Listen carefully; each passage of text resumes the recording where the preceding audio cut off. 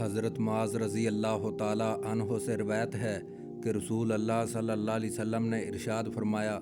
جو شخص غصہ کو پی جائے جبکہ اس میں غصہ کے تقاضے کو پورا کرنے کی طاقت بھی ہو، لیکن اس کے باوجود جس پر غصہ ہے اس کو کوئی سزا نہ دے، اللہ تعالیٰ قیامت کے دن اس کو ساری مخلوق کے سامنے بلائیں گے اور اس کو اختیار دیں گے کہ جنت کی حوروں میں سے جس حور کو چاہے اپنے لیے پسند کر لے۔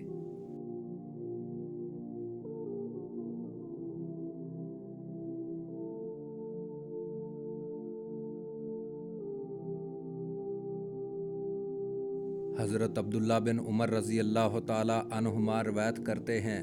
کہ رسول اللہ صلی اللہ علیہ وسلم نے ارشاد فرمایا،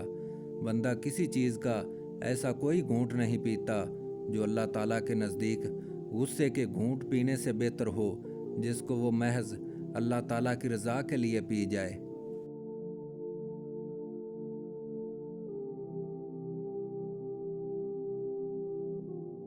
حضرت عطیہ رضی اللہ تعالیٰ عنہ روایت کرتے ہیں کہ رسول اللہ صلی اللہ علیہ وسلم نے ارشاد فرمایا، غصہ شیطان کے اثر سے ہوتا ہے، شیطان کی پیدائش آگ سے ہوئی ہے اور آگ پانی سے بجھائی جاتی ہے، لہٰذا جب تم میں سے کسی کو غصہ آئے تو اس کو چاہیے کہ وضو کر لے۔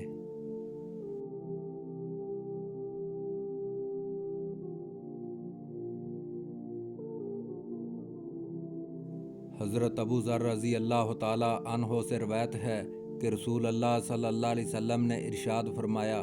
جب تم میں سے کسی کو غصہ آئے اور وہ کھڑا ہو تو اس کو چاہیے کہ بیٹھ جائے، اگر بیٹھنے سے غصہ چلا جائے تو ٹھیک ہے، ورنہ اس کو چاہیے کہ لیٹ جائے۔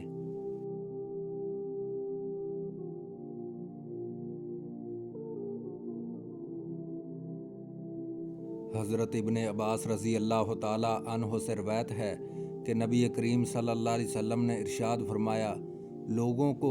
دین سکھاؤ اور خوشخبریاں سناؤ اور دشواریاں پیدا نہ کرو، اور جب تم میں سے کسی کو غصہ آئے تو اس کو چاہیے کہ خاموشی اختیار کر لے۔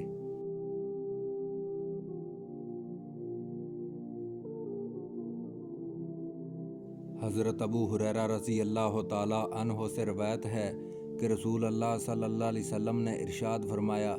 طاقتور وہ نہیں جو اپنے مقابل کو پچھاڑ دے، بلکہ طاقتور وہ ہے جو غصے کی حالت میں اپنے آپ پر قابو پا لے۔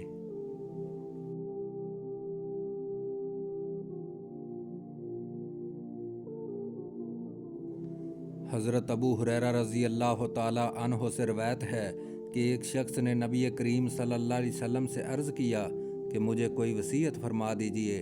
آپ صلی اللہ علیہ وسلم نے ارشاد فرمایا،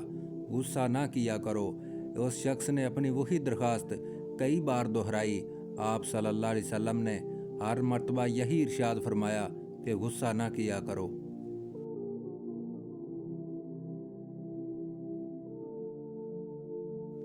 حضرت سلیمان بن سرد رضی اللہ تعالیٰ عنہ سے روایت ہے کہ رسول کریم صلی اللہ علیہ وسلم کے پاس دو آدمیوں نے آپس میں ایک دوسرے کو گالی دی، ان میں سے ایک کا چہرہ غصے کی وجہ سے سرخ ہو گیا۔ رسول کریم صلی اللہ علیہ وسلم نے اس آدمی کی طرف دیکھ کر فرمایا، میں ایک ایسا کلمہ جانتا ہوں، اگر وہ اسے کہہ لے تو اس سے غصے کی حالت جاتی رہے گی، وہ کلمہ یہ ہے، اعوذ باللہ من الشیطان الرجیم۔